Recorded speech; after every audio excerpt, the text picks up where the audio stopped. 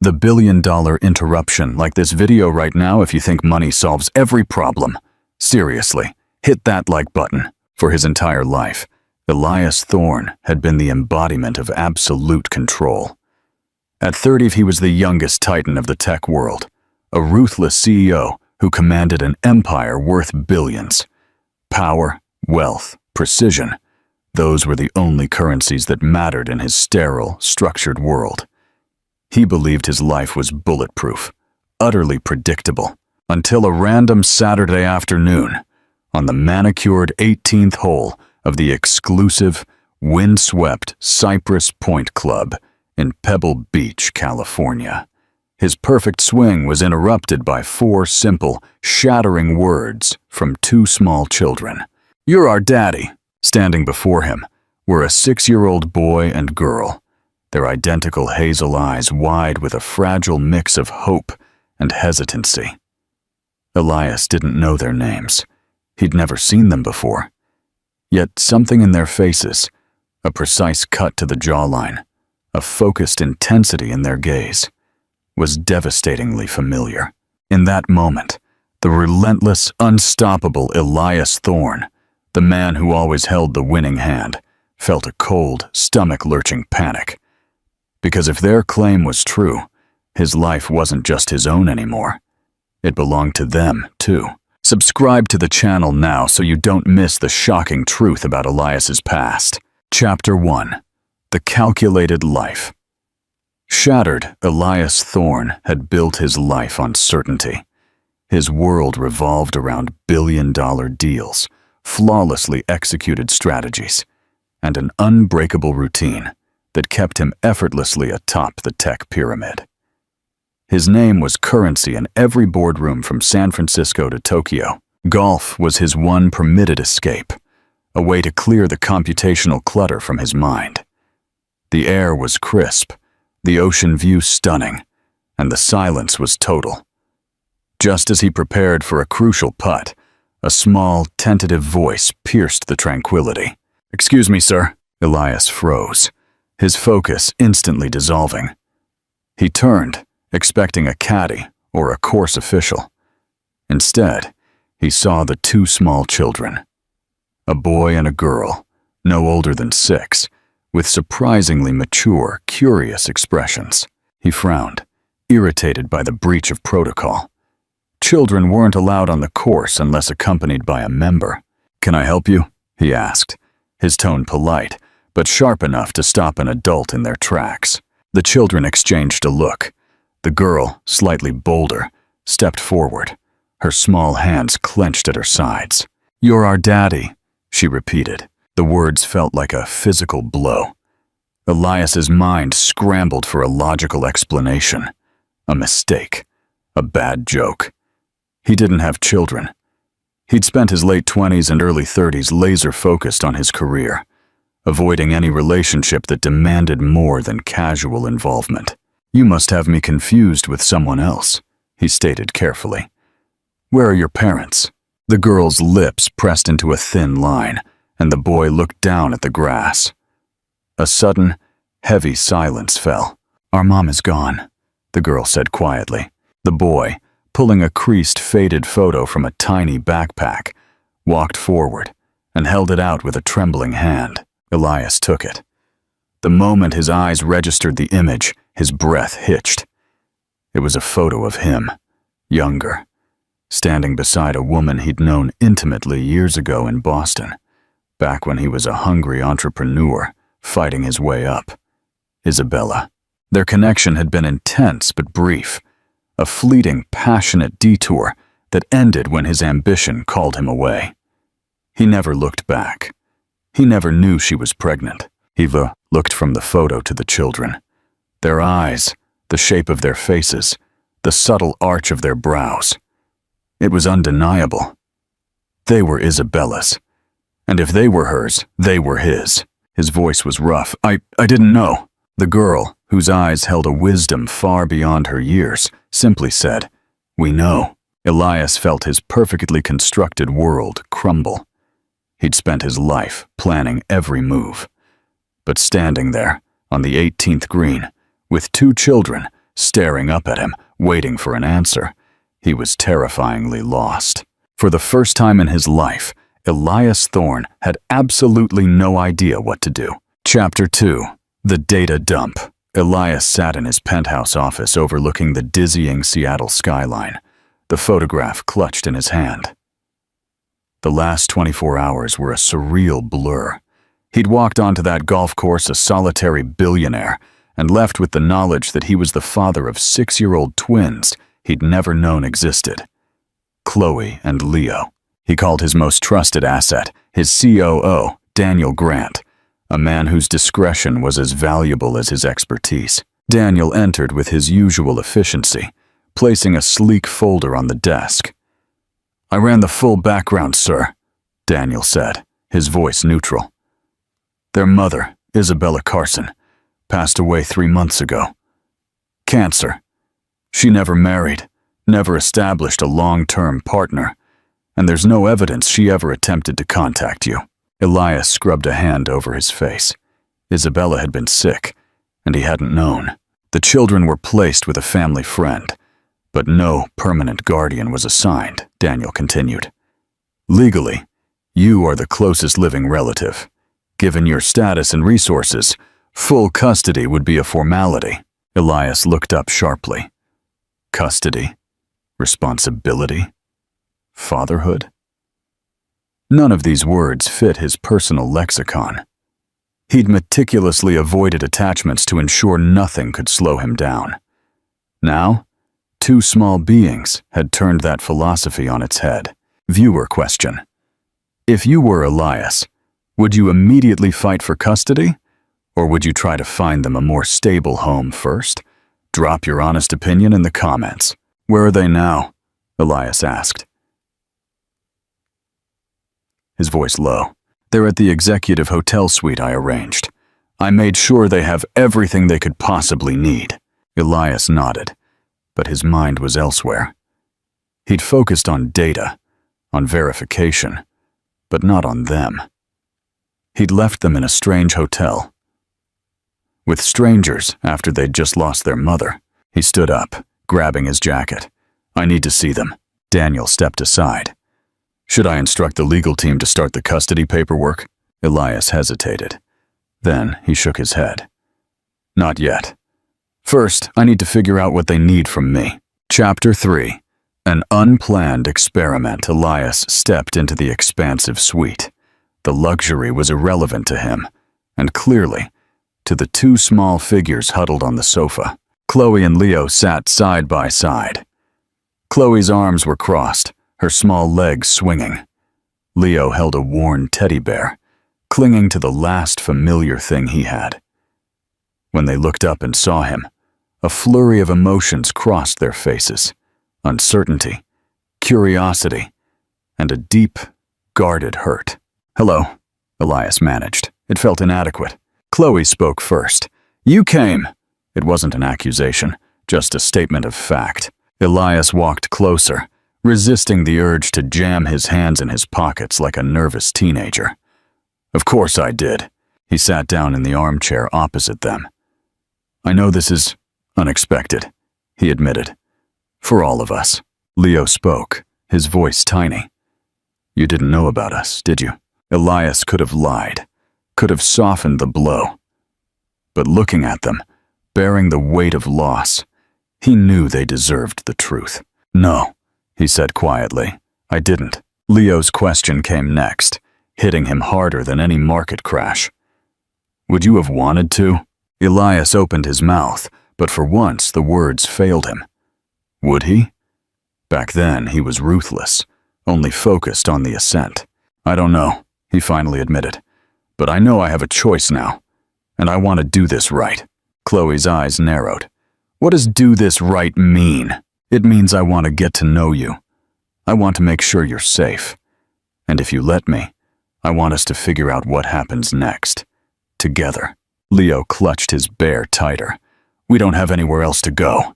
"You don't have to," Elias said, his voice firming with a purpose he hadn't felt before. "You have me now." It wasn't instant acceptance, but the tension in the room eased. Chloe eventually sighed, uncrossing her arms. I guess we'll see if you're any good at it. Elias let out a small, breathless laugh. I guess we will. Chapter 4.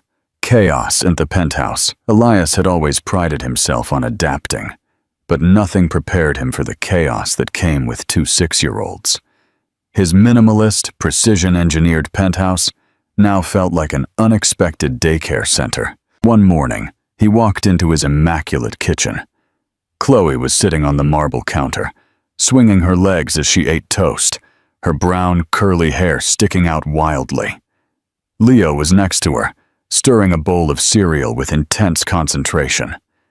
His teddy bear sat beside his bowl, apparently also having breakfast. Elias paused in the doorway. He could close a billion-dollar deal in an hour, but he had no idea of the proper protocol for breakfast with children. "Good morning," Chloe chirped through a mouthful of toast. "Good morning," Elias replied, clearing his throat. Chloe studied his formal attire. "You don't eat breakfast?"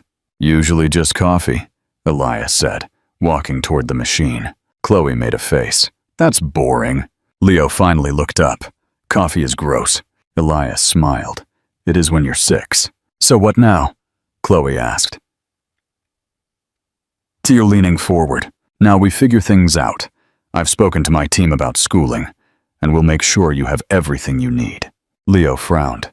"We already went to school." "I know," Elias said, "but that was then. Now you're here, and I want you to be in a safe place, a comfortable place." Chloe tilted her head. "Are we staying?" The question hung in the air. He saw the need for assurance in their eyes, the need to know they weren't temporary guests. "Yes," he said finally. "You're staying." Leo pushed his cereal bowl away. "What if you change your mind?" Elias set down his coffee cup and knelt, bringing himself to the boy's eye level. "I didn't know about you before, and I can't change that. But I know about you now, and I'm not going anywhere." Leo studied his face, searching for any sign of deception. Whatever he saw must have been enough, because he gave a slight nod. Chloe, satisfied, grinned.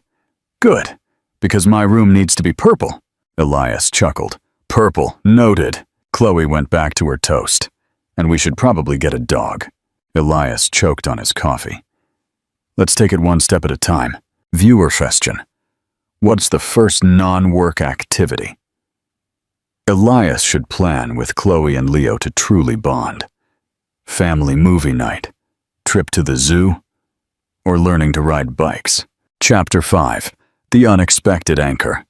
Elias had always believed control was the key to success, but in the weeks that followed, 2 children completely dismantled that philosophy. His life became an unplanned experiment in love and chaos. One Saturday morning, he took them to a sprawling public park near the coast. Elias had never been to a park, just to be. He watched as Chloe instantly found a group of kids playing tag, her laughter echoing freely. Leo was more reserved, clinging to Elias's side. "I don't know what to do," the boy confessed. Elias surveyed the park. His eyes landed on a kite stand. He walked over, bought a bright crimson kite, and returned to Leo. "Ever flown a kite?" Leo shook his head. "Then we'll figure it out," Elias said, helping him unspool the string. "Run, and when the wind catches it, let it go." After a few frustrated attempts, the kite suddenly soared, catching the strong sea breeze. Leo's eyes went wide with pure, unadulterated awe. He watched it climb higher and higher. Elias stood beside him, hands in his pockets, watching the boy's face more than the kite. "Not bad," he murmured. Leo grinned, and for the first time, Elias saw a spark of genuine confidence in his son's eyes. As the sun began to set, they sat on a bench, eating melting ice cream cones. Chloe looked at him, thoughtful.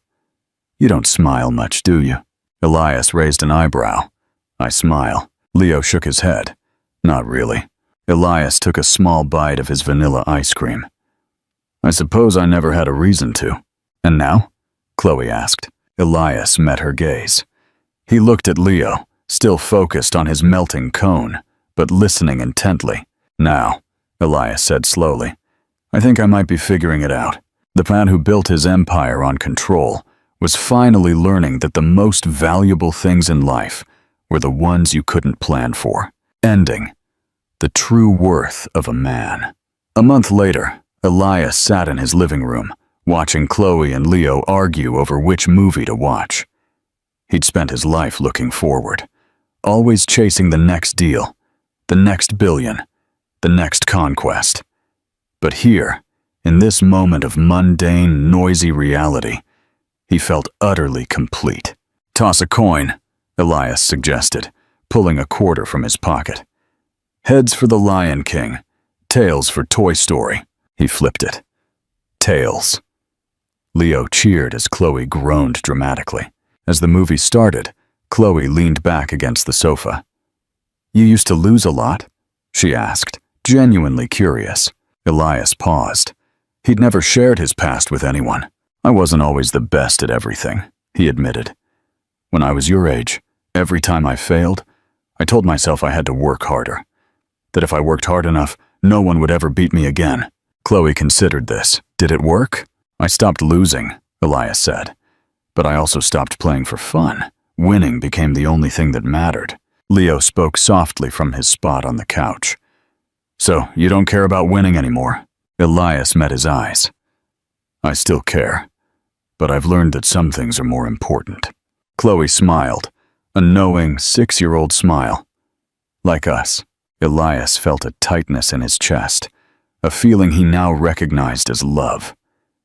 The man who had spent his life building walls found those walls crumbling around the simplest, most undeniable truth. "Yes," he said, his voice quiet, but absolute.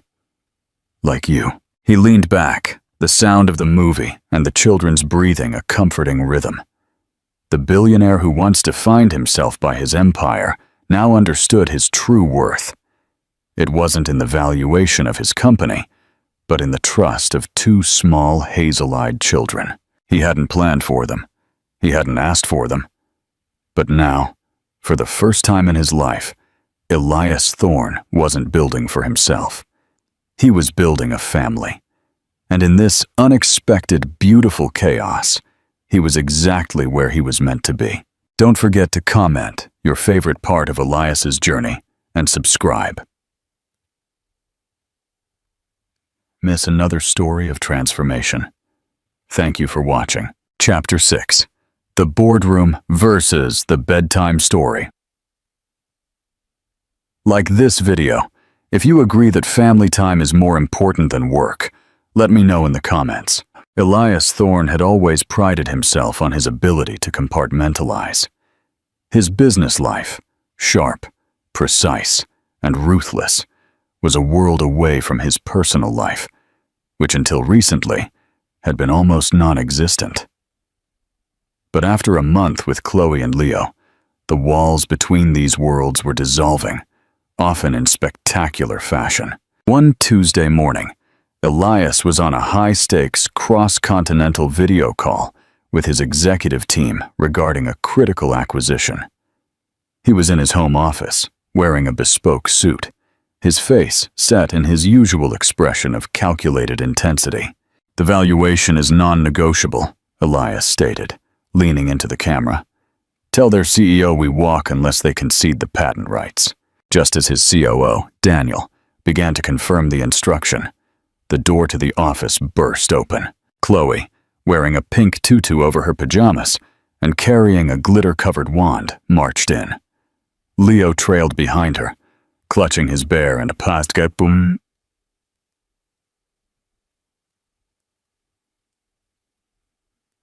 Sword. "Daddy, we need a judge," Chloe declared, stopping right in front of the camera. Elias, momentarily paralyzed, watched as his global team, a collection of the most powerful and cynical minds in tech, stared at the screen. "I am in a meeting, Chloe," Elias whispered harshly, trying to wave her out of the frame. "It's important," she insisted. "Leo says he's a dragon, but dragons don't have bears.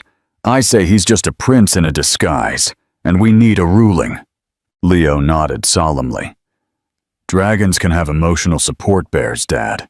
On the screen, a small, almost imperceptible smirk appeared on Daniel's face. Elias took a deep, steadying breath. This was a billion-dollar deal, and he was being held hostage by a princess and a bear-carrying dragon. The old Elias would have exploded. The new Elias simply rubbed the bridge of his nose. "Team," he said, addressing the camera with a calmness that belied the chaos. "Take a 5-minute recess. Daniel, handle the patent issue. I'll call you back with an answer." He hit the end call button. He knelt down, meeting his children's earnest gazes. "All right, Judge Thorne is in session. Exhibit A, the supposed dragon." After listening intently to both sides of the argument and examining the structural integrity of the plastic sword, Elias delivered his verdict. "Leo is a very rare, high-intelligence dragon, and his bear, Mr. Snuggles, is his crucial co-pilot. Chloe is correct that he is technically a prince, but only when he's napping."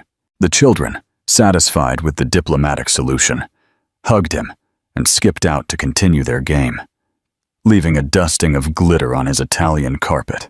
Elias stood up, running a hand through his hair. He looked at the empty camera. The chaos was real, but so was the unexpected satisfaction. Viewer question: how long do you think it will take for Elias to accept the glitter and chaos in his life? A month? A year? Never share your prediction. Chapter 7. The True Acquisition. Elias called Daniel back. His COO looked amused, a dangerous sign. "The dragon seemed convincing, sir," Daniel commented dryly. Elias ignored the jab. "Did you address the patent issue?" "I did. They refused. They're holding firm." The old Elias would have leveraged, threatened, or walked. But as he looked at the door, still slightly ajar from the royal visit, he thought of the children, and a new kind of clarity emerged. "Tell them we'll concede the patent rights for now," Elias said. Daniel's jaw dropped slightly. "Sir, that's $200 million in future value, are you sure?" "I'm sure," Elias confirmed. "But tell them this. We want the clause that mandates their CEO to personally head up the new community outreach program. Specifically, the one that involves volunteering at inner-city schools and mentoring children." Daniel hesitated. "They'll hate that. Their CEO avoids public engagement." "Exactly," Elias said, a flicker of his old ruthlessness returning, but this time channeled for a different purpose. "Tell them the optics of a tech titan refusing to help children will look far worse than losing a patent. The deal closes tonight, and make sure our media team is ready to promote the new community focus. It's the new direction of Thorne Industries." After the call, Elias didn't immediately move on to the next task. He sat back in his chair, not looking at the financial reports, but at the tiny, sparkling residue of glitter on his hand. He realized he hadn't just acquired a company. He had acquired a new perspective. He was still driven, still strategic, but the goal had shifted. Success was no longer just about adding zeros to his bank account. It was about creating a legacy that his children could be proud of, one that wasn't built on cold calculation, but on impact and humanity. Final chapter. The unscripted life. It was Friday night, pizza night. Elias was in the living room, building a comically large fort out of blankets and cushions with Chloe and Leo. His tie was loosened, his shirt untucked, and he was laughing. A genuine, deep sound he hadn't known he was capable of. Chloe was struggling with a pillow. "This corner needs to be stronger, Daddy. It's the castle turret." "Right," Elias murmured, applying his analytical mind to the problem of structural integrity in soft furnishings. "We need a counterweight." Leo was busy arranging his dragon hoard inside, a pile of stuffed animals, toy cars, and of course, Mr. Snuggles. As they finally finished, crawling inside the wobbly, dimly lit space, the silence was broken only by the sound of chewing pizza. "This is the best castle ever," Leo declared. Chloe leaned against Elias's side. Daddy, why do you have so many boring meetings? Elias wrapped an arm around her small shoulders. I used to think those meetings were the most important part of my life. I thought they were what defined me. And now? Leo asked, looking up from his pizza. Elias looked at the two faces illuminated by the soft glow of the fairy lights Chloe had insisted on. He looked at the fortress they had built, which was messy, imperfect, and absolutely essential. Now, he said, his voice husky with emotion, I realize the most important things in my life are the ones that can't be scheduled, can't be controlled, and can't be bought. They are the things I build with my hands and with my heart. Elias Thorne had started as a man who measured his worth by his power. He ended as a father who measured his life by the smiles of his children. He had lost the control he craved, but he had found the purpose he truly needed. His empire was still vast, but his world, once sterile and cold, was finally, beautifully, full. Don't forget to subscribe for more stories about how life's greatest surprises change us for the better. And share this video with someone who needs a reminder about what truly matters. Chapter 8. The Ghost of Isabella. Like this video, if you believe it's never too late to try and make things right. One rainy afternoon, several weeks after the dragon-ruling incident, Elias found Chloe and Leo in the attic, looking through old boxes shipped from their mother's friend. They were silent, a quietness that always worried Elias more than their chaos. He knelt beside them. Leo was tracing the worn fabric of Mr. Snuggles, while Chloe held a small, heart-shaped locket. What's this? Elias asked softly. Chloe opened the locket. Inside was a tiny, faded photo of Isabella. Mommy gave it to me before she went to sleep forever, Chloe whispered. Leo suddenly looked up at Elias, his hazel eyes clouded with confusion. Why didn't you know us, Daddy? Did you not love Mommy enough to stay? The question was a direct hit. Elias felt a familiar, protective instinct, the urge to deflect, to intellectualize, to offer money as a shield. But he knew that wouldn't work with them. That's a very important question, Leo, Elias said, meeting his son's gaze honestly. And the truth is, I made a mistake a long, long time ago. He took a deep breath. Your mother and I were two very young people who cared about each other, but we had very different dreams. I was chasing success and power, the things I thought would make me happy. I thought that success meant I had to leave everything else behind, even the people who mattered. I was so focused on building my future, I didn't realize I was walking away from a beautiful future that was already starting with your mother. He paused, letting the heavy words settle. I didn't know about you, but even if I had, the man I was back then was too selfish and too scared to be a father. I didn't know how to love something more than my own ambition. Chloe's lower lip trembled. So you didn't want us? Elias reached out, gently taking both their small, cold hands. No, I didn't know you existed, but that doesn't mean I didn't want you. The man I am now, this end right here, he wants you more than anything he's ever built. I can't change the past, but I can promise you this. Every single day from now on, I will be the father you deserve. Viewer question. If you were Isabella, knowing how focused Elias was on his career, would you have told him about the children? Comment with your thoughts. Chapter 9. The billionaire's budget. Liz had been trying to win them over with grand gestures. He had hired a world-class chef, installed an interactive entertainment room, and was having a custom-built, multi-story treehouse engineered for the backyard. But he quickly learned that in the world of a 6-year-old, a small moment was worth more than a massive budget. One evening, Elias found Chloe sitting glumly at the massive kitchen island, surrounded by a pile of expensive art supplies. What's wrong, sweetie? I don't know how to make the green that Mommy used for her paintings, Chloe pouted. The chef tried to help, but he used the wrong blue. Elias sighed. He could buy every shade of green ever manufactured, but he couldn't replicate the memory.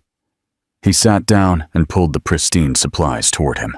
"Show me the colors you have," he instructed. Using the analytical skills he usually applied to quarterly reports, Elias started mixing. He carefully combined a primary blue and a sunny yellow, adding tiny dots of white and black until he achieved a deep, earthy shade. "You see, Chloe," he explained, holding up the palette. "Sometimes the best things aren't bought pre-made. You have to take two good things, combine them, and work patiently until you create something new and better." Chloe's eyes widened. "It's Mommy's green." Leo walked over and inspected the color. "It's perfect, Dad. You fixed it." Elias felt a surge of pride that dwarfed the feeling of closing a 9-figure deal. He hadn't fixed it with money. He had fixed it by simply being present and focusing on the details that mattered to them. He realized the Thorn Empire wasn't built on expensive materials, but on connection. He needed to stop being a provider and start being an anchor. Subscribe to the channel and hit the notification bell so you don't miss Elias learning how to bake. It will be hilarious. Final chapter. The new foundation. Elias's life began to change fundamentally. His structured calendar, once filled with back-to-back meetings, now had non-negotiable blocks labeled school pickup, Leo's soccer practice, and Chloe's bedtime story, must read in character. He learned how to comfort without offering a new toy, how to listen without offering a solution, and how to apologize when he messed up. One Saturday morning, Elias was taking the children to the park when Daniel called. "Sir, the CEO of our main rival just called. He said the community initiative you pushed through is making them look bad. He's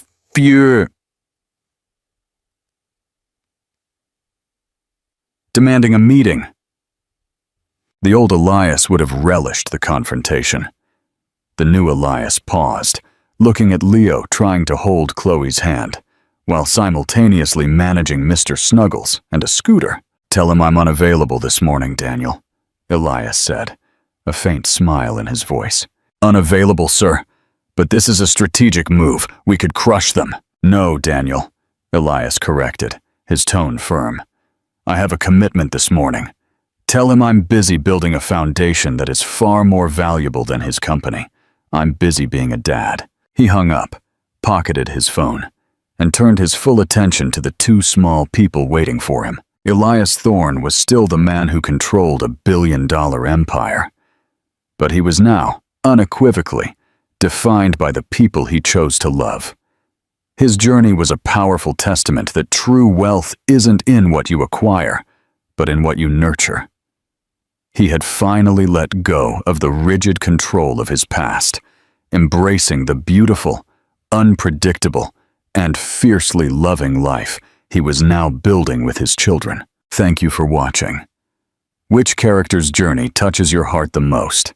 Elias, Chloe, or Leo? Let me know in the comments below. Chapter 10. The touchline test. Like this video.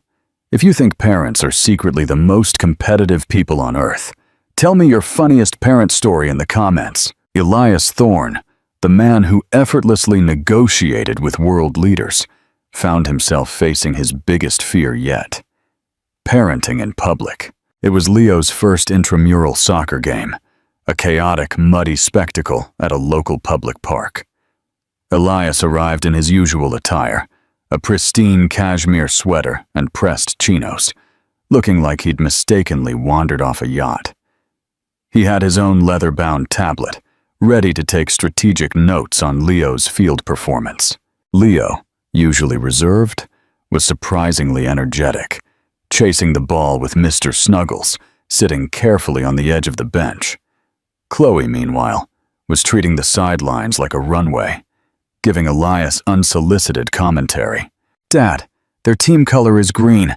That's not fair. Green is a sneaky color," Chloe announced, adjusting her stylish, tiny sunglasses. Elias was struggling to process the scene, the aggressive elbowing from the other parents, the confusing rules, and the complete lack of a predictable score. Leo is playing in the wrong quadrant, Elias muttered to himself, trying to mentally map out a better formation. Suddenly, a woman with bright pink hair, covered in mud splatters, and wearing an oversized team hoodie, planted herself next to Elias.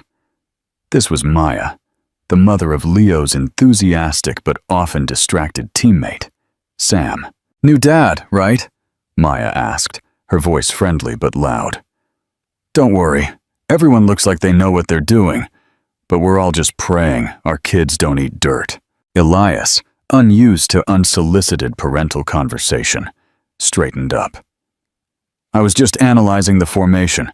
Leo needs to apply more pressure on the flanks to control the midfield." Maya burst out laughing. "Honey, they're 6. Leo just needs to remember which goal is his, and look," she pointed. Leo, in a moment of 6-year-old confusion, had just kicked the ball with gusto into his own team's net. A collective groan rose from their side. Leo's face crumpled immediately. Elias's protective instinct flared. He wanted to march onto the field, pull Leo off, and shield him from the humiliation. But before he could, Maya grabbed his arm. "Watch," she said softly. The coach, a kind, beleaguered father, didn't yell. He knelt and whispered something to Leo. Then, one by one, Leo's teammates patted his back. Maya turned to Elias. "He's fine. It happens. The point isn't the score, it's learning how to mess up and come back, and knowing someone has your back."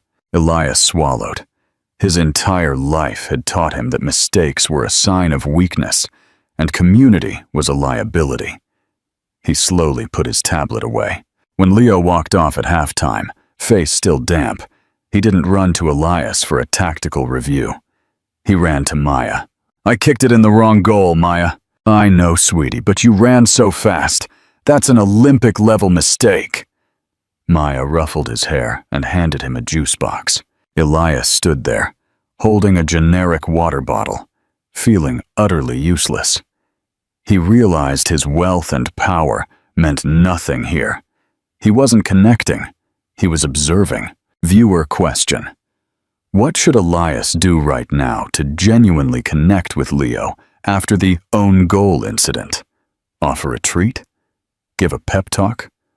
Or just give a quiet hug? Chapter 11. The Huddle. Elias knew he had to step out of his comfort zone. He walked over to Leo, knelt in the mud beside him, ruining his expensive chinos, and just held him. "Hey, buddy," Elias whispered. "That was a pretty spectacular kick, even if it was in the wrong direction." Leo giggled, a shaky, relieved sound.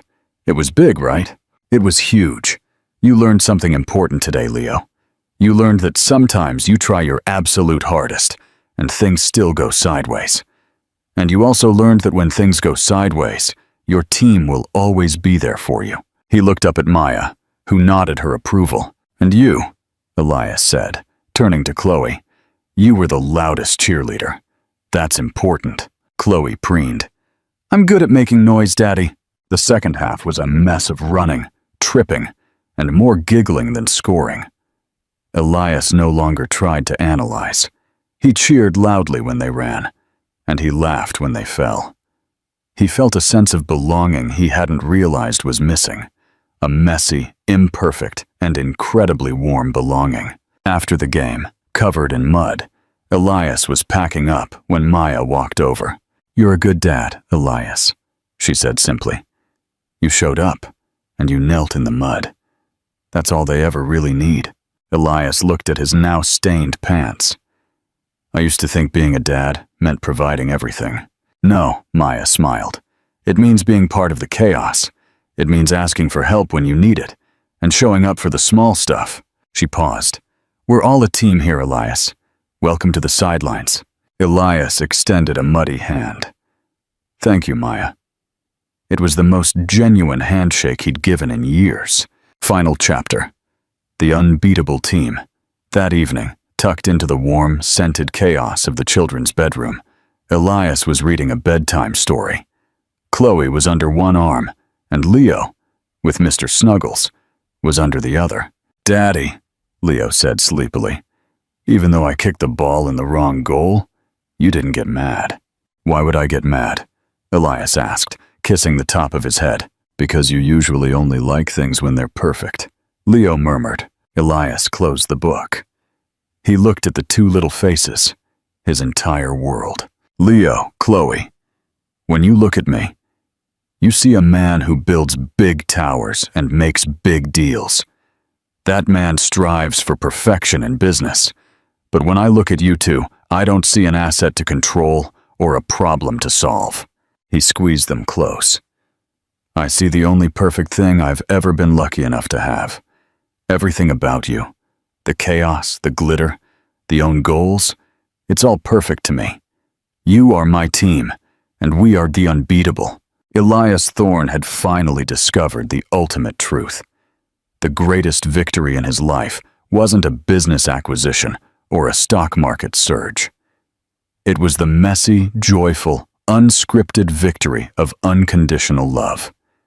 He had stopped building a solitary empire and had started nurturing a thriving family, finding more strength and certainty in their shared huddle than he ever found alone at the top. Don't forget to subscribe and like this video if Elias finally convinced you that even billionaires need a little mud and a lot of love. See you next time.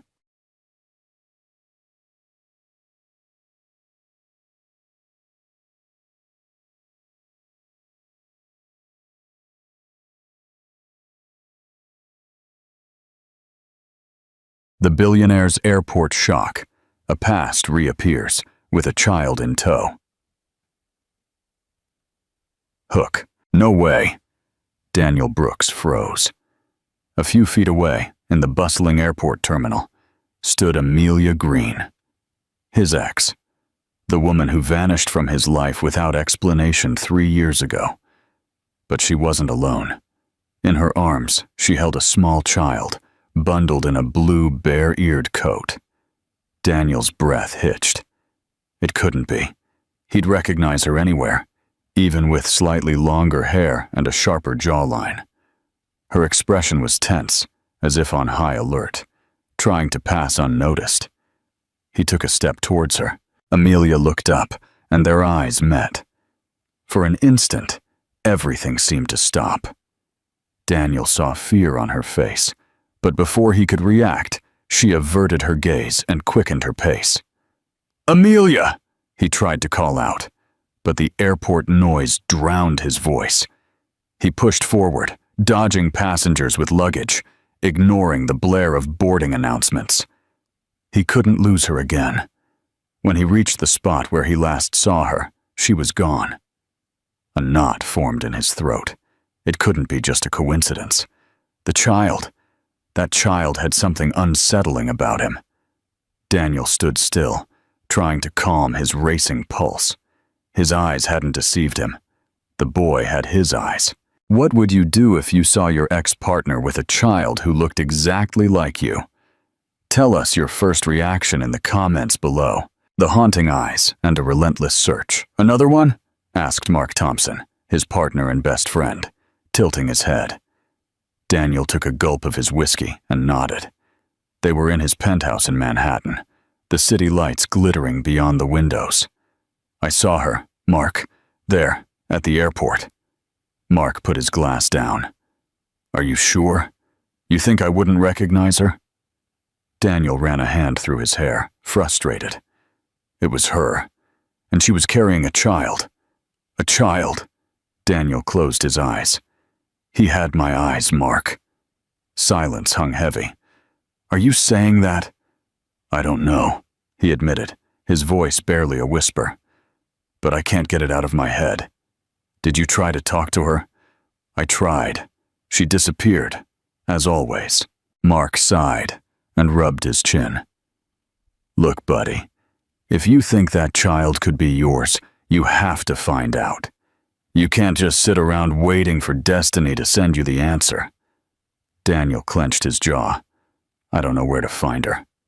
Mark watched him for a moment and then smiled ironically. Don't mess with me. You're Daniel Brooks. If anyone can find a person, it's you. That night, Daniel couldn't sleep. He sat in his study, staring at his laptop screen, but not reading the pending emails. Amelia. He hadn't seen her in 3 years. 3 years without a single damn explanation. He remembered the day she disappeared. There were no prior arguments, no signs that anything was wrong. Just a terse text message. "I'm sorry. I can't do this anymore." He had tried to find her at first, but there was no trace, as if she had been swallowed by the earth. Now, out of nowhere, she reappeared with a child who had his very own eyes.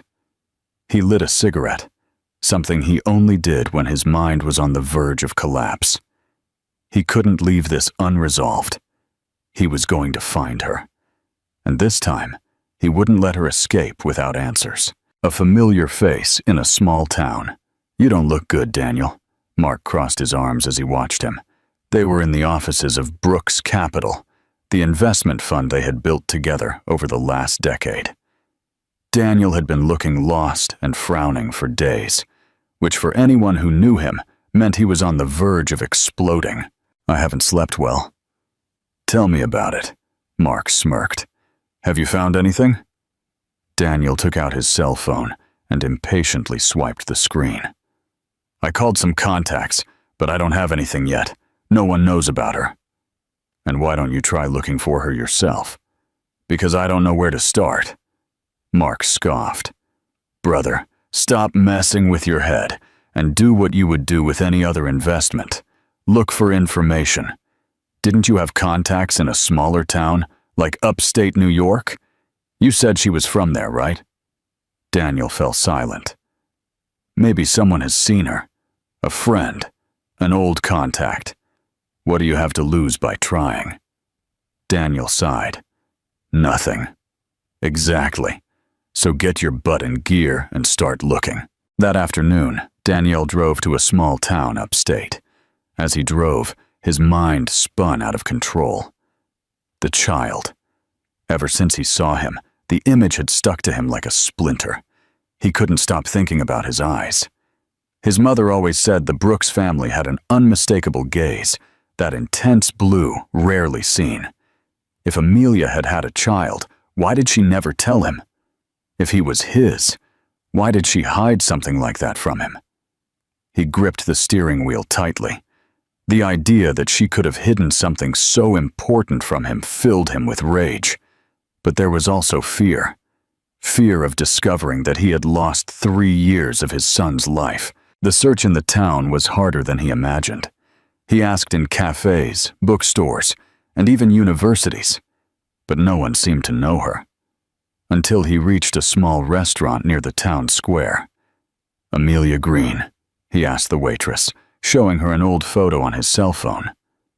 The woman frowned, as if trying to remember. "I think I've seen her. She comes sometimes with her boy." Daniel's heart raced. "Do you know where she lives?"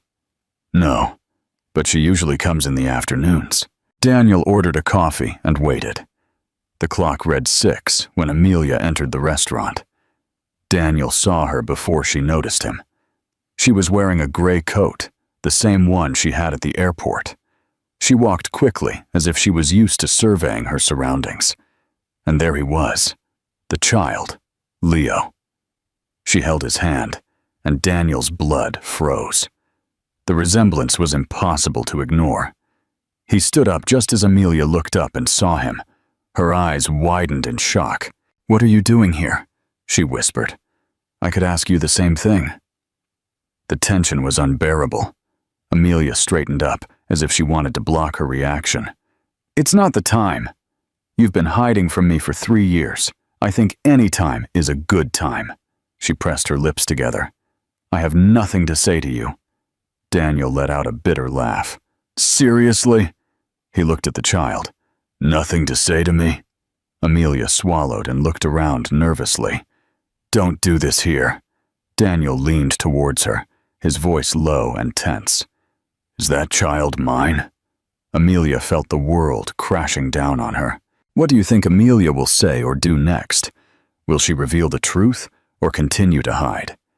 Share your thoughts in the comments. The unspoken truth and a mother's confession. Amelia felt her throat close up. The restaurant seemed to have fallen silent. The weight of Daniel's question was unbearable, and although her instinct screamed at her to run, she knew that this time she wouldn't be able to escape.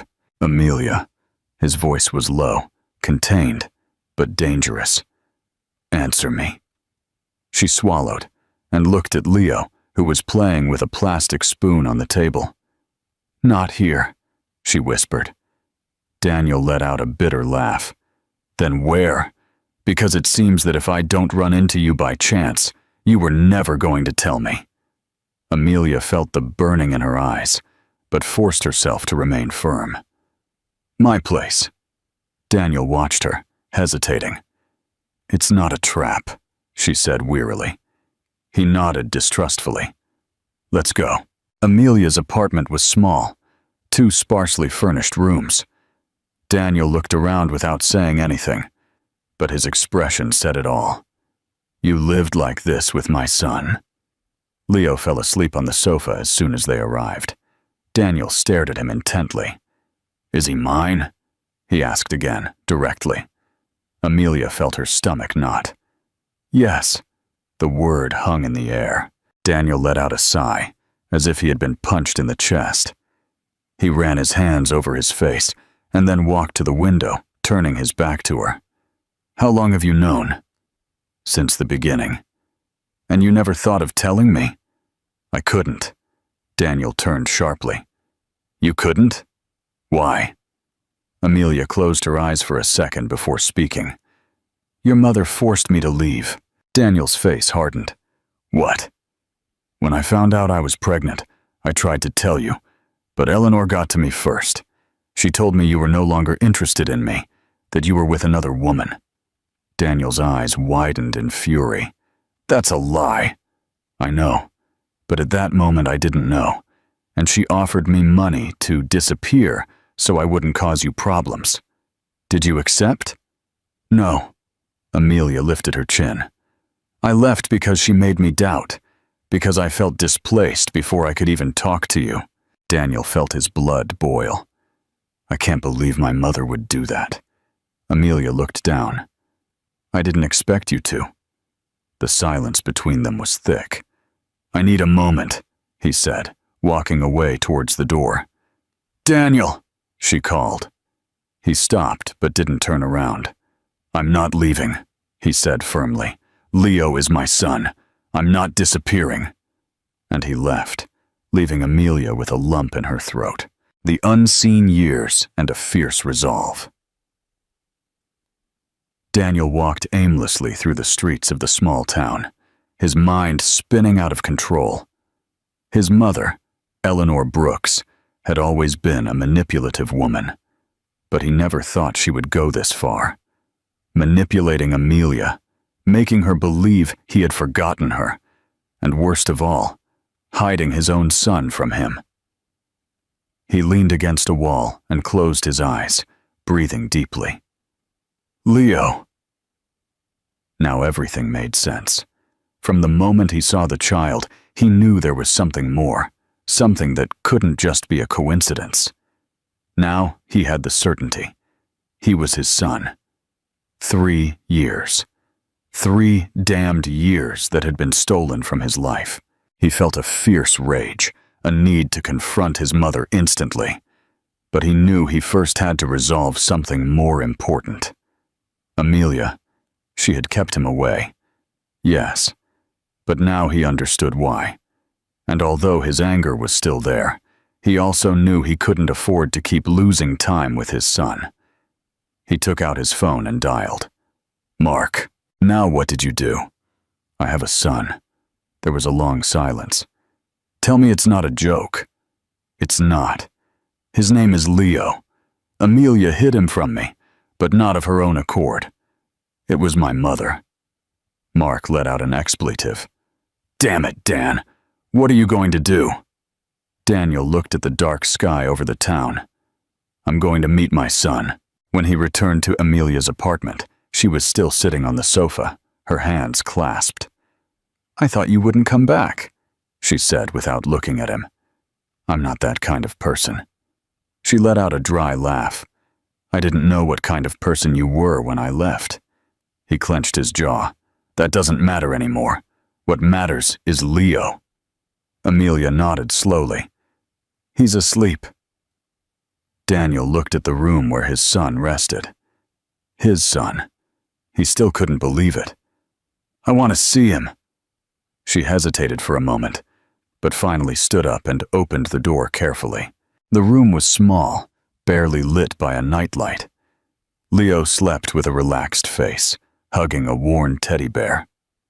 Daniel approached slowly. He knelt beside the bed and watched him closely. Every feature, every tiny gesture was his. He felt a lump in his throat. 3 years.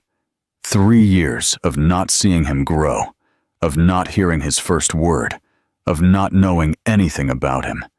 And that wasn't going to continue. He turned to Amelia, his voice barely a whisper. "I'm not going to lose any more time with him." She looked at him, with something that seemed like sadness in her eyes. "I know."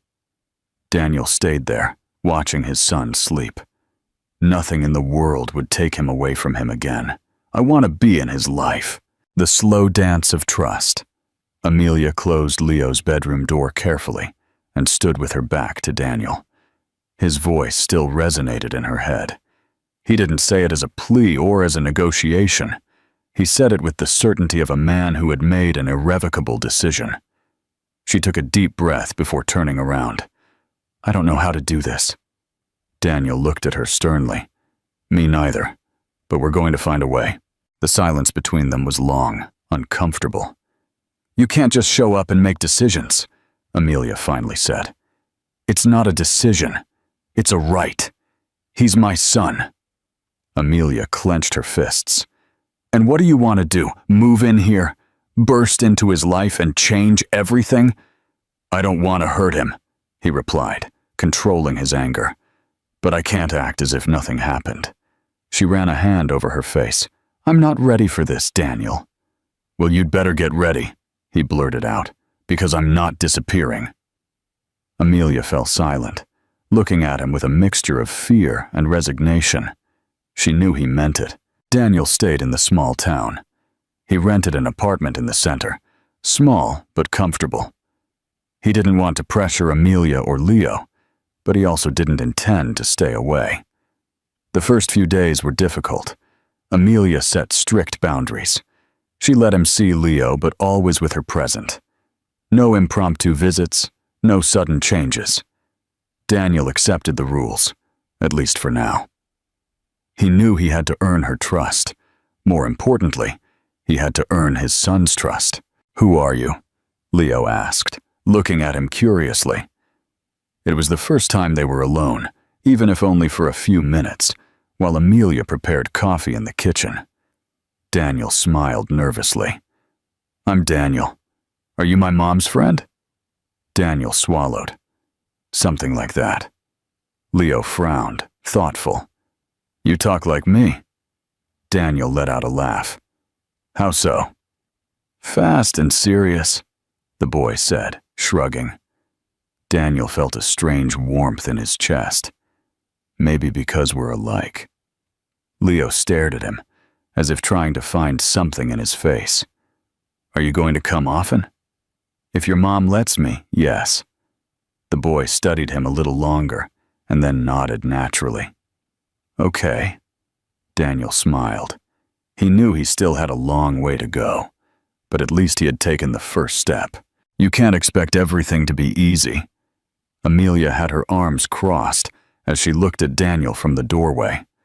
Leomas had just fallen asleep after spending the afternoon with his father, and the atmosphere between them was tense. Daniel took a deep breath. "I don't expect it to be easy, but I'm not going to stand by and watch from the sidelines either." She shook her head, exhausted. "You don't understand how complicated this is. Leo has only had BD. His world is small, safe, and now suddenly you appear because you were always supposed to be here." He interrupted her firmly. "And don't tell me it wasn't my decision because I already know that. But now it is. Amelia lowered her gaze, biting her lip. Do you really think this is solved just by wanting to be here? Daniel crossed his arms. How do you want me to do it then? That I leave and wait for an invitation years from now? No, Amelia. I'm not going to make that mistake. She pressed her lips together, struggling with her thoughts. I don't want Leo to suffer, she murmured. Neither do I. There was a long silence between them. Finally, Amelia sighed. All right, we'll try, but at my pace. The only thing I want is for you to let me be his father. Amelia's eyes darkened for an instant. That's something that will take time. Daniel nodded. I'm in no hurry. She didn't believe him. She knew Daniel Brooks had never been a patient man. The following days were strange. Daniel spent more time with Leo, naturally gaining his trust. Despite the years of distance, the boy seemed to accept him easily. But not everything was so simple. Every time Daniel held him, every time Leo sought him out with excitement, Amelia felt a mixture of relief and fear. Relief because her son deserved a father. Fear because she didn't know how much longer she could keep the chaos this brought into her life under control. A mother's threat and a father's stand. And then, one afternoon, chaos found her first. Amelia was at the market when she felt a chill. She knew that feeling, that pressure in her chest, that certainty that something was wrong. She turned slowly, and there she was, Eleanor Brooks. The woman was impeccable as always, her hair perfectly styled, and her elegant posture, even though the market was not the type of place where one would expect to find her. Amelia felt her blood run cold. I can't believe you're here, Eleanor said with a calm voice, but sharp as a knife. Amelia clenched her fists. I'm not doing this. She turned to leave, but Eleanor stopped her with a subtle movement, barely a brush on her arm. Not so fast, she whispered. You haven't forgotten what we talked about 3 years ago, have you? Amelia felt nauseous.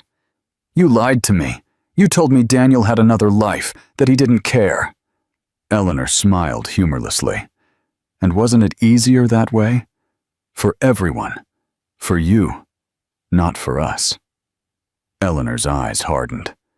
Don't make this more difficult, Amelia. Difficult for whom? For you? For Leo, Eleanor said softly. Don't think Daniel can handle this. His life isn't made for a child. Do you really want your son to go through everything it means to be a Brooks? Amelia felt a lump in her throat. I don't care what you think. You should, because if you continue with this, he'll take him from you. Fear hit her like a punch. He wouldn't. Are you not sure? Because I am. Amelia felt her heart race. Eleanor looked at her calmly, as if she already knew she had won. I'm going to give you one chance, Amelia, to do the right thing. Amelia felt the trembling in her hands, but didn't let it show. I'm not leaving, Eleanor sighed. Then get ready to lose. And without another word, she walked away. Amelia stood there, feeling the ground sink beneath her feet, because she knew Eleanor Brooks did not make empty threats. Amelia closed her apartment door, her heart pounding. Her hands had been cold for hours since her encounter with Eleanor. She couldn't get her words out of her head, her calculating tone, the certainty with which she had said, he'll take him from you. She leaned her back against the door and took a deep breath. She couldn't panic. She couldn't afford to tremble. Her instinct screamed at her to run, that she had to disappear before Eleanor carried out her threat. But she couldn't. Leo already knew Daniel. He already saw him as someone important in his life. Leaving again was not an option, but neither could she stand idly by. Daniel arrived the next day, knowing nothing. What's wrong? He asked as soon as he saw her. Amelia couldn't completely hide it. She looked more tense, more tired. Nothing, she replied, looking away. Daniel frowned. Don't lie to me. Something happened. Amelia hesitated for a moment. She wasn't sure if she should tell him, but then she remembered that Daniel wasn't the same man as 3 years ago. "Your mother came to see me." Daniel fell silent. His gaze changed immediately. "What did she say?" "That I should leave, that I should do the right thing." Daniel let out a low laugh, but not of amusement.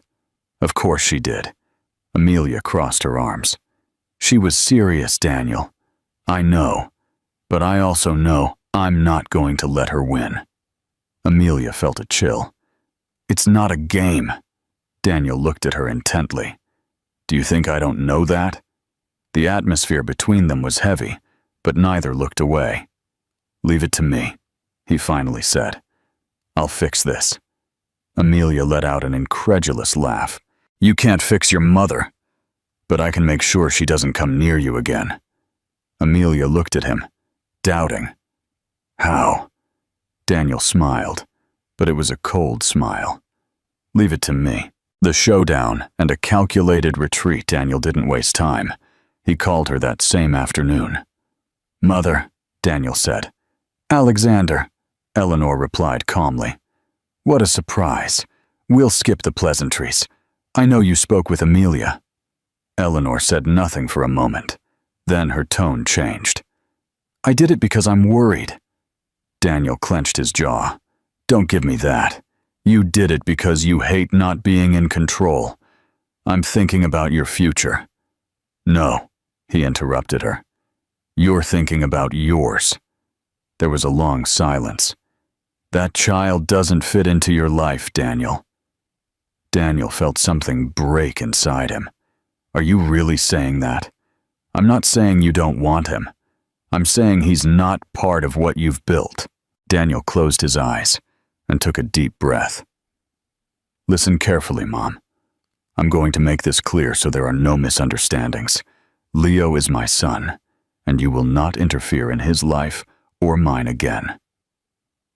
Eleanor sighed. "Don't be dramatic. I'm not. I'm setting boundaries. That's what you think. But in the end, Daniel, you always come back to me." "Not this time." Eleanor remained silent, and for the first time in his life, Daniel felt that she didn't have the upper hand. "Do what you want," she said coldly, "but don't be surprised when things get complicated." Things are already complicated, and even so, I prefer this rather than continuing to be the obedient son you want. He hung up before she could reply. For the first time, he felt he had landed the first blow, but he knew Eleanor Brooks would not stand idly by. Daniel closed his eyes and exhaled sharply. He had just defied Eleanor Brooks, something very few had done without consequences. But this time, he wasn't going to back down. He ran a hand over his face and then looked at his phone. He had to focus on what was important. Amelia.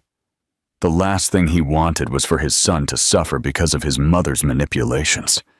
He had to strengthen his relationship with him.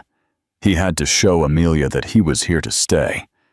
And he knew exactly how to start. "Do you want us 3 to go together?" Amelia frowned, surprised by Daniel's proposal. "Just to the park," he clarified. "I'm not saying we should move in together." Amelia crossed her arms. "Why do you suddenly want to do this?" "Because I want to get to know Leo in his own environment, without him feeling like I'm forcing him into something." She sighed, hesitating. Daniel didn't blame her, but after a long silence, she nodded. "All right." The park was full of children running and playing on the swings. Leo let go of his mother's hand and approached with curiosity. Daniel followed him with his gaze, not knowing quite what to do. "You've never dealt with children, have you?" Amelia asked softly. Daniel let out a dry laugh. "No." "It shows." She watched him for a moment, and then sighed. "Just follow him. Let him set the pace." Daniel didn't answer, but walked to where Leo was playing in the sand. "What are you building?" Leo replied, not looking up. "Can I help you?" The boy looked up, thoughtful, and then nodded. Daniel knelt down and picked up some sand, not knowing exactly what to do with it. "Not like that," Leo said impatiently. "First you have to make a base." Daniel smiled unknowingly. "And how do I do that?" Leo sighed as if he were talking to an absolute beginner. "I'll show you." And for the next half hour, Daniel listened carefully to each of his instructions. Amelia watched them from afar. She saw the way Leo spoke without fear, how Daniel listened patiently, how he laughed at the small things. She never imagined seeing them like this, and against all odds, her son seemed to trust him naturally. That was what scared her the most, because if Leo started to love him, if he started to see him as part of his life, she couldn't afford to lose Daniel again. Because if he left again, this time he wouldn't only break her heart, he would also break his son's. The slow bloom of trust. Amelia couldn't stop watching them. Daniel and Leo were still in the sand, now trying to build a tower taller than the previous one. Leo laughed every time the structure collapsed, while Daniel feigned frustration. It was a simple scene, but the feeling it provoked in Amelia was anything but simple. It was fear, not because Daniel was failing, but because he seemed to be doing too well. Too well. Every day, Leo became more accustomed to his presence, sought him out with more confidence, no longer seemed shy when Daniel arrived, and although Amelia knew it was what should happen, she couldn't ignore the worry that gnawed at her chest. What would happen if Daniel got tired? If he decided this was too much for him? If, after all, he ended up being just a visitor in Leo's life? "Are you tense again?" Daniel's voice pulled her from her thoughts. He stood in front of her, with Leo running around the yard. Amelia looked away. "I'm fine." "No, you're not," he said directly. "What's wrong?" She took a moment to respond. "I'm scared," she confessed softly. Daniel narrowed his eyes. "Of what?" Amelia swallowed before looking at him. "That this won't last." Daniel's face hardened. "I'm not leaving." "You say that now." "I say that because it's the truth." Amelia shook her head. "Daniel, you have another life. Businesses, trips, commitments. I don't know how long you can keep this up." Daniel crossed his arms. "And what if I tell you that I'm not leaving? That I'm not just here for a while?" Amelia looked at him with a mixture of skepticism and a desire to believe him. "I don't know if I can risk trusting that." Daniel took a step closer, his voice lower, but firm. "It's not just about you, Amelia. It's about Leo." She felt a lump in her chest. "I know," she whispered, "but that's precisely what scares me the most." The following days, Amelia tried to act normal. She didn't want to let her fear sabotage everything, but Daniel was perceptive. He watched her, noticed when she drifted off, when she seemed to hesitate every time Leo hugged him with excitement. And one day, after putting Leo to sleep, she couldn't take it anymore. "Tell me the truth, Amelia." She looked up from the teacup she held in the kitchen. "About what?" Daniel looked at her seriously. "About what's really bothering you." Amelia put the cup on the table and sighed. "I don't want Leo to get attached to you if you're not sure you're going to stay." Daniel placed his hands on the table, looking at her intently. "Amelia, this is not a game for me." "You say that now." Daniel clicked his tongue impatiently. "I'm not a child. I'm not doing this on a whim. I'm here because I want to be here." Amelia held his gaze, feeling her heart beating too fast. "And what if one day you decide you can't do it anymore?" He straightened up. "Then tell me what I have to do to prove to you that I'm not leaving."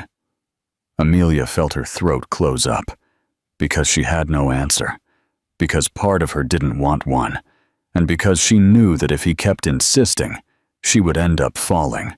Daniel didn't bring up the topic again, but Amelia knew his answer still floated between them. He was determined to stay. She was afraid he would leave, and in the middle of it all was Leo, more and more comfortable with his presence. The days passed, and Daniel started picking him up from school when Amelia had work. Some afternoons, he would take him for ice cream. Others, they would just sit in the park and play. It was so natural, so simple, so dangerous, because for the first time Amelia started to imagine a future where Daniel was really there, not just as a temporary visitor, and that terrified her. One night, when Leo was already asleep, Daniel stayed in the apartment longer than usual. "Want some coffee?" Amelia asked, not realizing how strange it sounded. He looked at her with a faint smile. "Is that your way of telling me not to leave yet?" Amelia fell silent. She hadn't even thought about it. But when she realized she didn't want him to leave, her stomach churned. Daniel approached the table and sat across from her. "Tell me what's wrong." Amelia looked down. "Nothing." "Amelia." She pressed her lips together and looked him in the eyes. "I don't know what to do with you." Daniel raised an eyebrow. "I didn't know I was a problem." Amelia sighed. "You are, because you're here. Because Leo is getting used to you. Because I—" She stopped, feeling her heart pound in her chest. Daniel didn't look away. "You what?" Amelia swallowed and looked away. "It doesn't matter." Daniel leaned over the table. "It does matter." Amelia felt the room getting smaller, that Daniel was too close, that her feelings were too out of control. "I'm scared that this is starting to feel normal," she finally admitted. Daniel tilted his head. "Why?"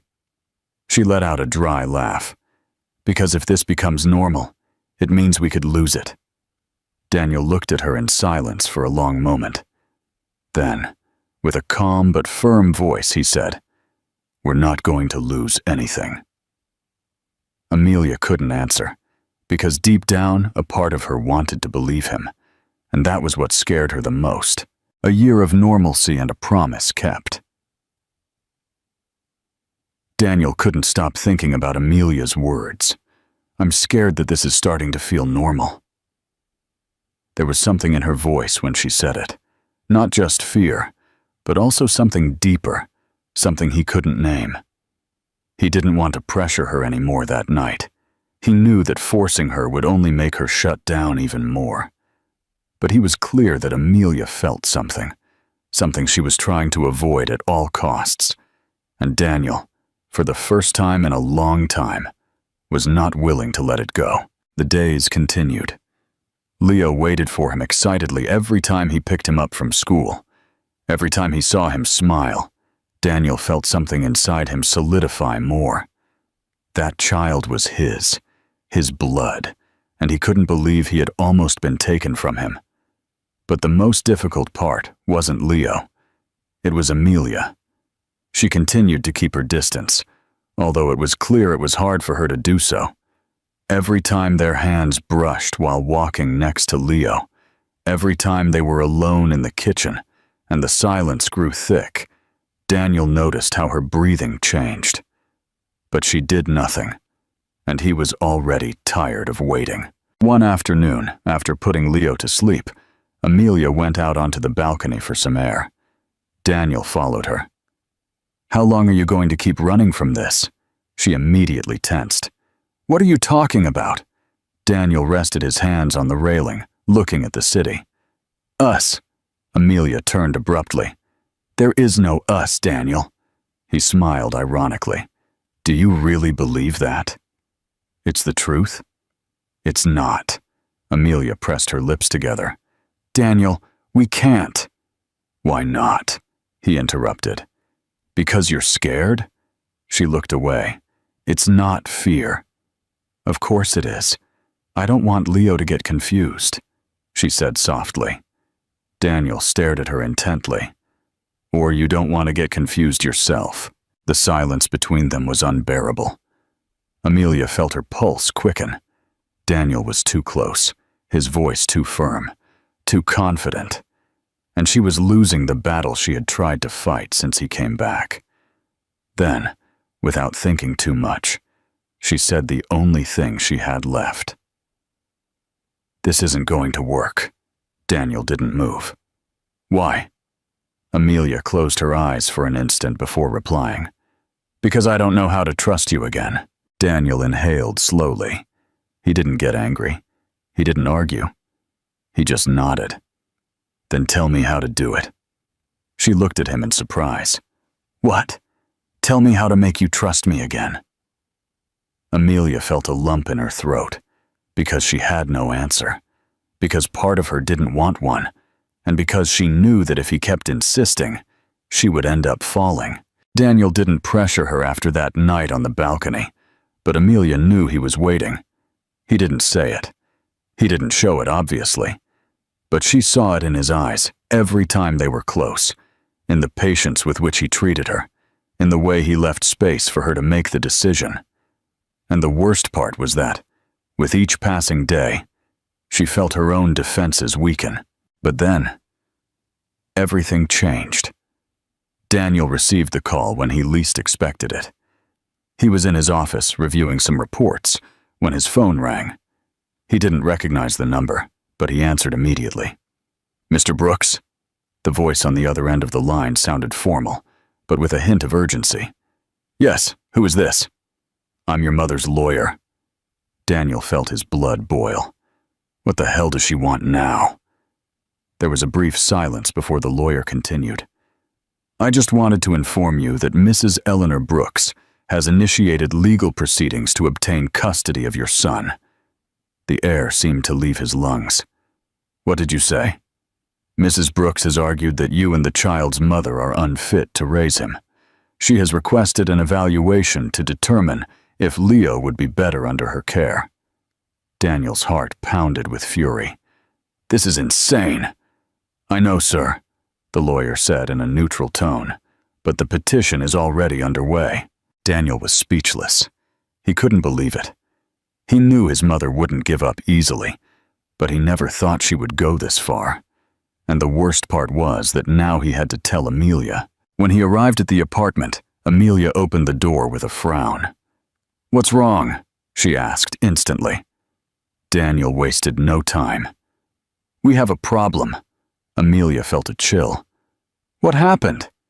My mother filed a lawsuit to get Leo. The world stopped. No, she can't do that, Amelia whispered, feeling short of breath.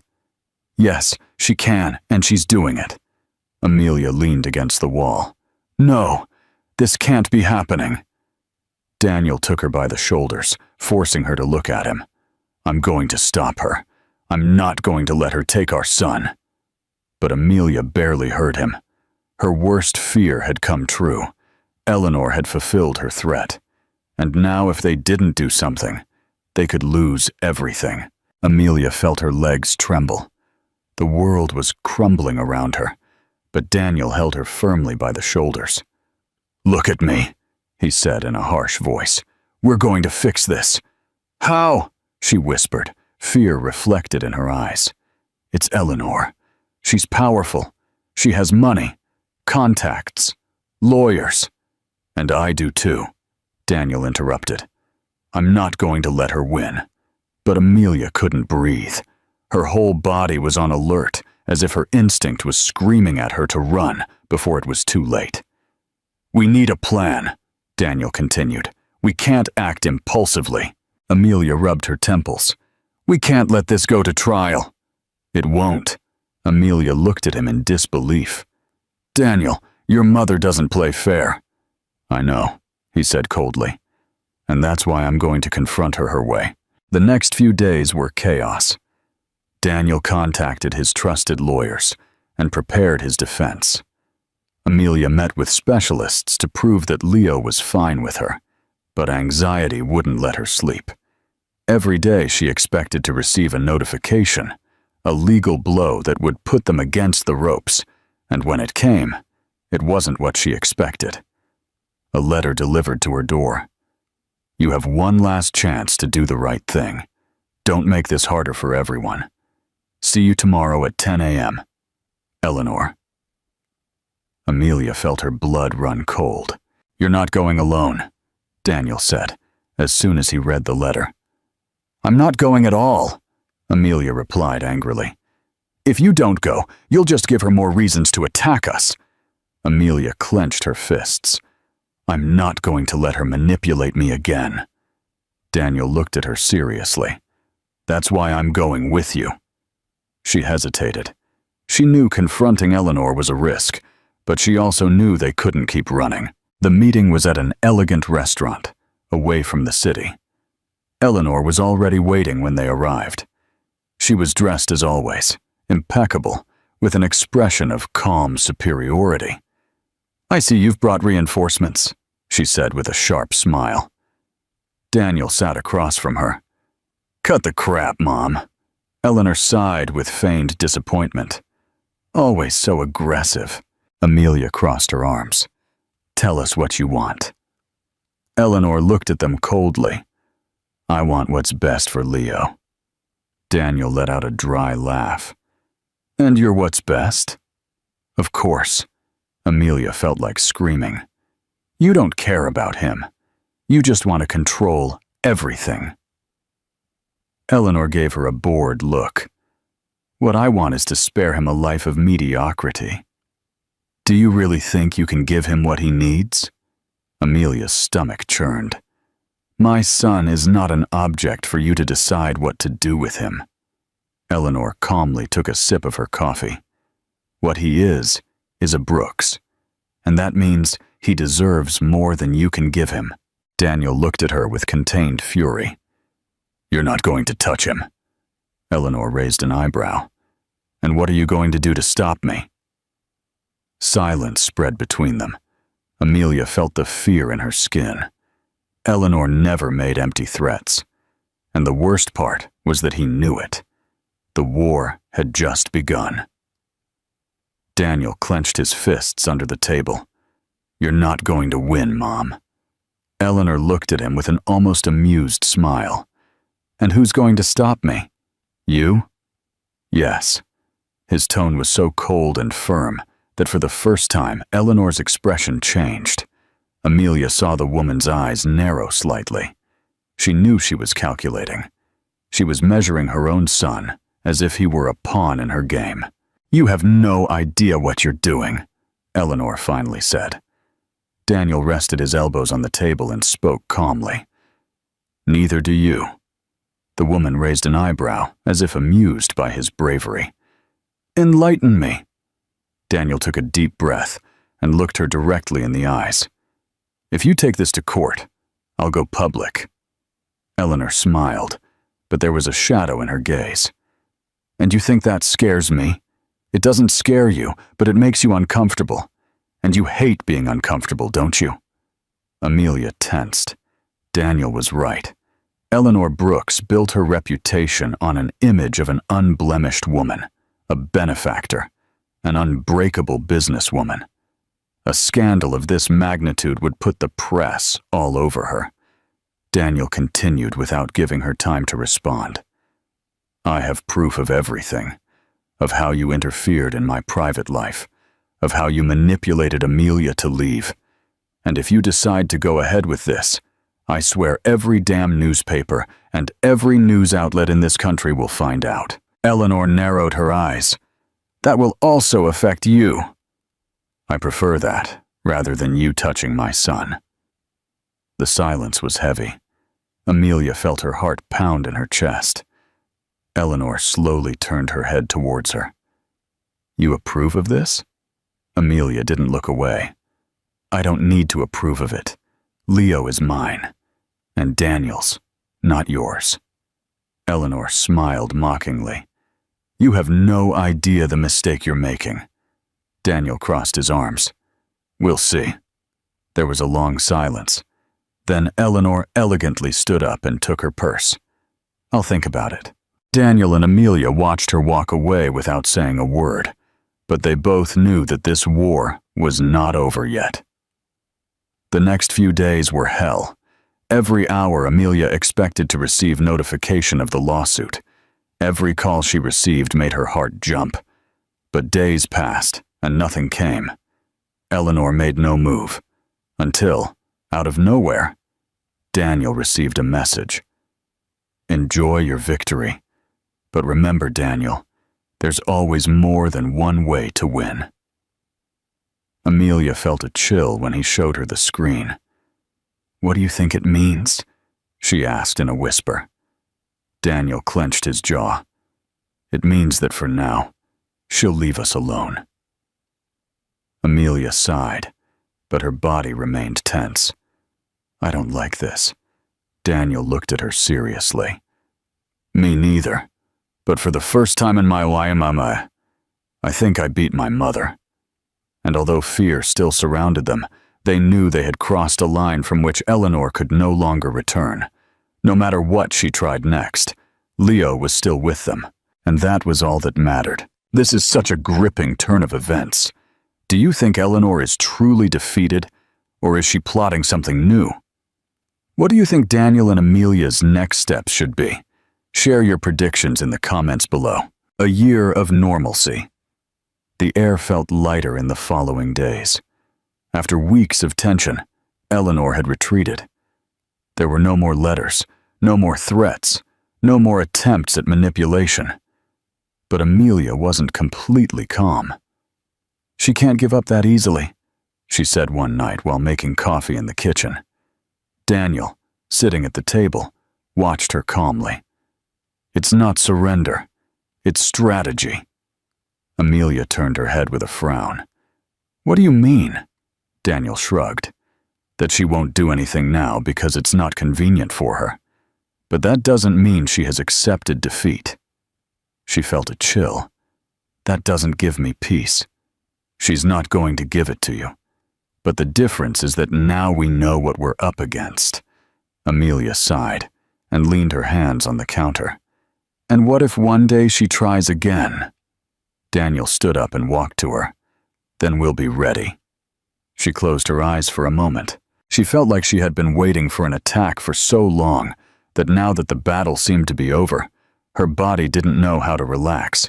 Daniel noticed, and for the first time in a long time, he took her hand without her pulling away. "Amelia." She looked at him and saw something in his eyes she hadn't seen before, something that made her feel safe. "I'm not going to let anything happen to you or to Leo." Amelia felt a lump in her throat. "I don't want this to just be a war against your mother, Daniel." "It's not." There was a long silence. Daniel gently squeezed her hand. "You said you didn't know how to trust me again." Amelia swallowed. "Yes." "And now?" She looked down for a moment. "Now I'm not sure." Daniel smiled, but not mockingly, but with patience. "That's progress." She let out a dry laugh. "Maybe."